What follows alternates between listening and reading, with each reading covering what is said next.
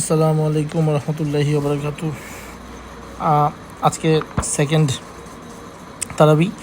এই তারাবিতে আজকে সূরা বাকারার বাকি অংশ এবং সূরা আল ইমরান এর কিছু অংশ পড়ানো হবে। সূরা বাকারা আগেই বলেছি, এটা মাদানী সূরা। সো মাদানী সূরাগুলোতে আমরা যথেষ্ট পরিমাণে নিয়ম কানুন এগুলো দেখতে পাই।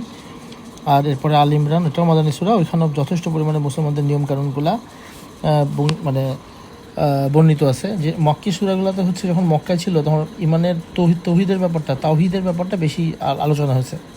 আর পরবর্তীতে যখন আমরা মুসলমানরা যখন একটা স্টেট ফর্ম করলাম মদিনাতে, তখন এবারে রাষ্ট্রীয় কাজকর্ম, সমাজে কীভাবে চলবো, এগুলো নিয়ে আসলে দিক নির্দেশনা আল্লাহ পাক প্রদান করেছেন।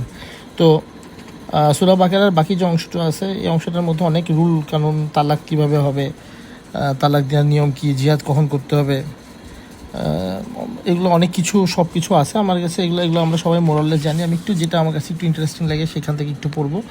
সেটা হচ্ছে মুসা আল্লাহ সাল্লাম যখন তার কওমকে রেখে এবারে অনেক বছর হয়ে গেল, মুসা আল্লাহ সাল্লাম মারা গেছেন। এই বনী ইসরায়েলের কাছে তখন বনী ইসরায়েলদের যে এই কমটা তখন তাদের কোনো নেতা নাই, বা তাদের কোনো যুদ্ধে জিতিয়ে দেবে এমন কোনো নেতা ছিল না। তো তাদের ওই সময়কার যে নবী ছিল, তো মানে এটা হচ্ছে মুসা আলাইহিস সালাম মারা যাওয়ার পরে ওনাদের যে একজন নবী ছিলেন, ওই নবীর কাছে বললো যে আল্লাহর কাছে বলো, এই নবীটার নাম ছিল হচ্ছে জোসুয়া। হ্যাঁ, এই জোসুয়া আলাইহিস সালামের কাছে এই কওম বললো, বনী ইসরায়েলের নেতারা বললো যে আমাদেরকে এমন একজন সেনানায়ক দাও যাতে আমরা যুদ্ধ করে আল্লাহর পথে যুদ্ধ করতে পারি। তো তখন তালুত বলে একজন ছিলেন, তালুত, আল্লাহ পাক বললেন যে তোমাদের মধ্যে থেকে এমন একজনকে আমি সেনানায়ক করবো যার কাছে একটা সিন্দুক থাকবে, এবং এই সিন্দুকের মধ্যে মুসা আলাইহিস সাল্লাম এবং তার ভাই হারুন আলাইহিস সাল্লামের কিছু ব্যবহৃত জিনিসপত্র থাকবে। তোমরা ওইটাতে বুঝবে যে তালুত হচ্ছে তোমাদের সেনানায়ক। তো তালুত তাদের মধ্যে একজন, আসলে অত বড় লোক কেউ না, একজন গরিব মানুষ ছিলেন। সেই তালুতের কাছে একটা সিন্দুক পাওয়া গেল তার বাসায়। এটা আল্লাহ পাঠিয়েছিলেন আর কি, ফেরেশতাদেরকে দিয়ে। সেই সিন্দুকটার মধ্যে মুসা আলাইহিস সাল্লামের কিছু কাপড়পত্র, ব্যবহার করা জিনিসপত্র পাওয়া গেলে বোঝা গেল যে আল্লাহ চাচ্ছে তালুতই সেনানায়ক হোক। এবং এরপরে এই তালুতকে দেখে, এবং তার যেহেতু গরিব ছিল, বনী ইসরায়েলের নেতারা, আমি আগিয়ে বলেছি, বনী ইসরায়েলের এরা চোখের সামনে কোনো আলামত দেখেও এটাকে কখনো মেনে নিতে পারতো না। এরা খুবই ছিল।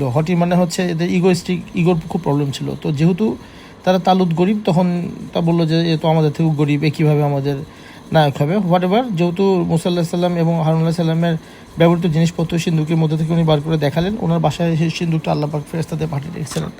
সো এটাতে আর কোনো সন্দেহ থাকলো না যে তালুতকেই চাওয়া হচ্ছে এই যুদ্ধের সেনানায়ক হিসেবে। তো তালুত তখন ওই পাশে একটা জালিম রাজা ছিল, এই রাজার নাম ছিল হচ্ছে জালুত। এই জালুতের সাথে তালুত দুজনের যুদ্ধ হলো আর কি। তালুত হচ্ছে এখানকার সেনানায়ক, আর জালুত হচ্ছে ওই দিককার রাজা। খুবই ভয়ঙ্কর, খুবই নিষ্ঠুর একজন রাজা ছিলেন। তো তালুত এবং জালুতের যুদ্ধ খুব ফেমাস, এটা কোরআন শরীফে আসছে। এবং বনী ইসরায়েল তখন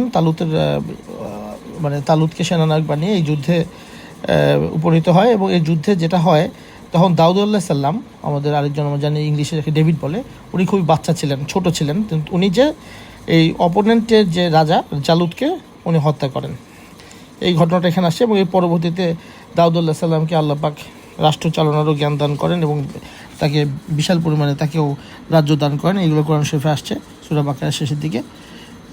এই সূরাতে আল্লাহ পাক বলেছেন, আল্লাহ পাক মুসা আলাইহিস সাল্লামকে একটা উপাধি দিয়েছেন, ঈসা আলাইহিস সাল্লামকে একটা উপাধি দিয়েছেন। ওটা আল্লাহ পাক বলেছেন মুসা আলাইহিস সাল্লামকে উনি কালিমুল্লাহ, এবং ঈসা আলাইহিস সাল্লামকে উনি রুহুল কুদ্দুস নামে অভিহিত করেছেন। তো এই সূরা বাকারার শেষের দিকে আল্লাহর কাছে আল্লাহর কাছে আল্লাহ যে মৃত ব্যক্তিকে আবার পুনরুত্থান করবেন, এটা নিয়ে একটু দেখতে চেয়েছিলেন। তো এর মধ্যে একজন হচ্ছে ওয়াজের আলাইহিস সাল্লাম। তার মনের মধ্যে একটা জিনিস আসতো, এটা আরেক সময়কার কথা। ওয়াজের আলাইহিস সাল্লামের মনের মধ্যে একটা জিনিস আসতো যে একটা মানুষ মারা গেছে, তাকে কিভাবে আবার পুনরুত্থান করা যায়। এটা উনি কিছু বলতেন, উনি আল্লাহ নবী ছিলেন, কিন্তু তার মনের মধ্যে জিনিসটা আসতো হয় কীভাবে। তো তার মনের এই কথাটা বুঝে আল্লাহ পাক একবার ওনাকে ঘুম পাড়ালেন, এবং 100 বছর উনি ভদ্রলোক ঘুমিয়ে থাকলেন, এই নবী। এবং ঘুম থেকে যখন উঠলেন, তখন আল্লাহ তাকে জিজ্ঞাসা করলে কতদিন ঘুমিয়েছে। উনি বলেন একদিন বা একদিনের চেয়ে একটু কম। বলে না, তুমি ঘুমিয়েছো 100 বছর, তোমার গাধাটার অবস্থা দেখো। তো গাধাটার দিকে যখন তাকালো, দেখলো যে গাধাটার জাস্ট 100 বছরের তার ফসিল হয়ে গেছে, ফসিলটা পড়ে আছে। তো এভাবে উনি আল্লাহ পাক কীভাবে মৃতকে উনি পুনরুত্থান করবেন সেটার একটা এক্সাম্পল উনি ওয়াজার আল্লাহ সাল্লামকে দিয়েছিলেন। এরপরে যে এক্সাম্পল উনি আরেকজনকে দিয়েছেন তিনি আমাদের সুপরিচিত নবী ইব্রাহিম আল্লাহ সাল্লাম। ইব্রাহিম আল্লাহ সাল্লাম ইনফ্যাক্ট আল্লাহকে বললেন যে আল্লাহ আমি দেখতে চাই আপনি কীভাবে মৃতকে জীবিত করবেন। তো আল্লাহ বললো কেন, তুমি কি আমাকে বিশ্বাস করো না? বলো অবশ্যই আমি বিশ্বাস করি, কিন্তু আমার একটু দেখতে এটা মন চাই, আমার মনটা ঠান্ডা হবে এটা দেখলে। তখন ইব্রাহিম সাল্লামকে আল্লাহ পাক বললেন তুমি 4টা পাখি নিয়ে আসো এবং তোমার পোষ মানাও। এবং উনি তাড়াতাড়ি করে পাখি ধরে নিয়ে আসলেন এবং এগুলোকে পোষও মানালেন এবং বললো যে এই পাখিগুলোকে তুমি একদম টুকরা টুকরা পিস করো এবং এগুলোকে তুমি বিভিন্ন পাহাড়ের অংশে বিশ্বাসে রেখে আসো। এরপর তুমি পাখিগুলোকে ডাক দিলে যে পাখিগুলো আসতো ওভাবে তুমি ডাক দাও। তো ইব্রাহিম আসসালাম পাখিগুলোকে টুকরা টুকরা করে বিভিন্ন পাহাড়ে ছড়িয়ে ছিটিয়ে রেখে আসলেন এবং এক পাশে তার বাসার সামনে এসে উনি জোরে জোরে পাখিগুলোকে ডাকলে যে পাখিগুলোকে উনি টুকরা টুকরা করে আসছেন ওগুলো আবার জ্যান্ত হয়ে তার কাছে ফেরত আসে। এইভাবে আল্লাহ পাক এক্সাম্পল দিয়েছেন যে কীভাবে ওনার পক্ষে কোনো ব্যাপারই না কোনো মৃত জিনিসকে আবার জীবিত করে নিয়ে আসা। তো এই সূরা বাকারার একটা অংশ আমাকে খুব অ্যাট্রাক্ট করেছে, সেটা হচ্ছে যে আমরা দান সাদকা তো করবই, কিন্তু আল্লাহ পাক একটা স্পেশাল এক ধরনের মানুষের জন্য দান সাদকার একটা ব্যাপারটা আসলে স্পেশাল করে দিয়েছে, যেটা বলতেছে যে ওই সমস্ত অভাবগ্রস্ত লোক যারা কাকুতি মিনতি করে ভিক্ষা চায় না এবং আপাত দৃষ্টিতে মনে হয় তারা আসলে অভাবমুক্ত, কিন্তু আসলে তারা অভাবী, এই ধরনের লোক যারা আছে তাদেরকে আল্লাহ পাক স্পেশালি দান করার কথা বলেছে।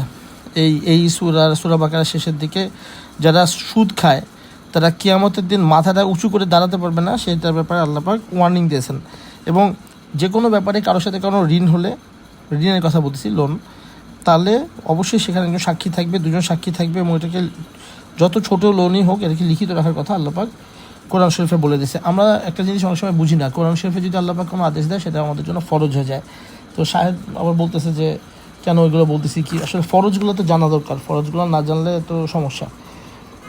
ফরজ না জানলে তো ফরজ না জানার গুনাহ একটা, আবার ফরজের অনুযায়ী যদি কাজ না করি সেটার গুনাহ একটা।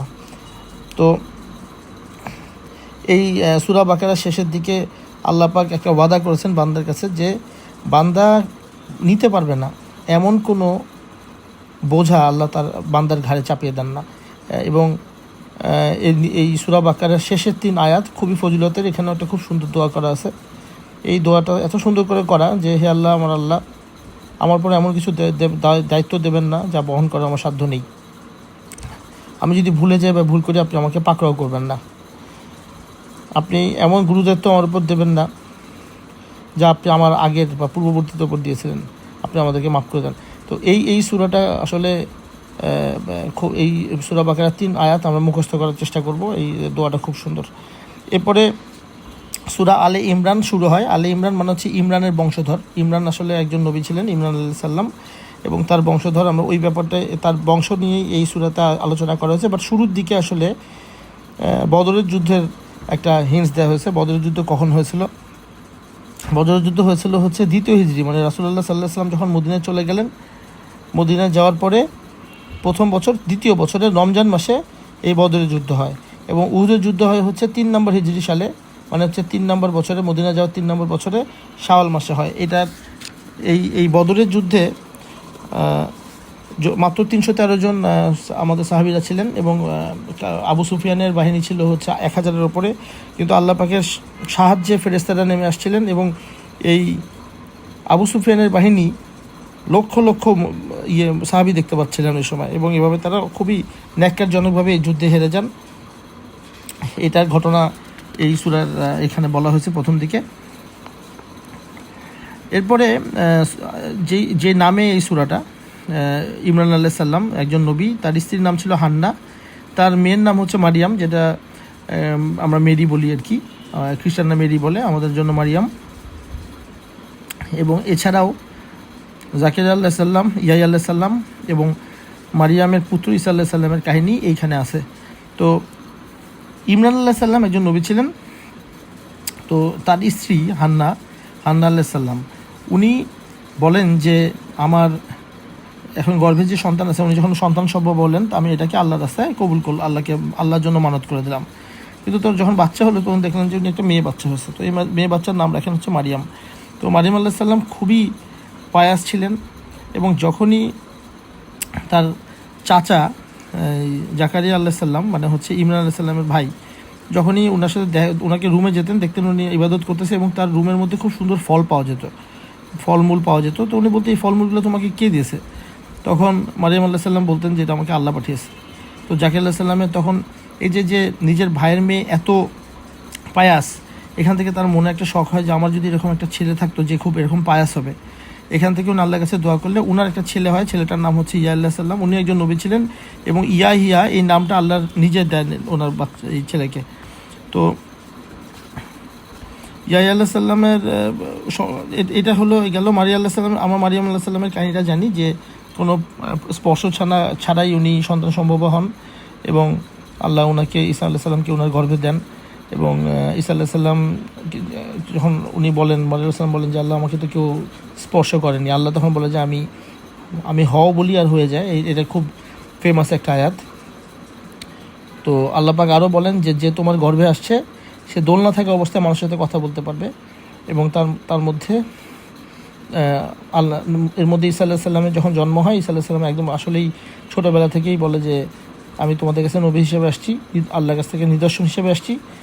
এবং ওনার মোজেজাগুলোর কথা কোরআন শরীফে বলা আছে যে উনি কাদামাটিতে পাখির মতো তৈরি করে তাতে ফু দিলে ওটা জীবন্ত পাখিতে পরিণত হতো। উনি জন্মান্ধ শ্বেত কুষ্ঠরোগীকে সুস্থ করে দিতে পারতেন এবং কি উনি আল্লাহর হুকুমে মৃত মানুষকেও জীবিত করতে পারতেন।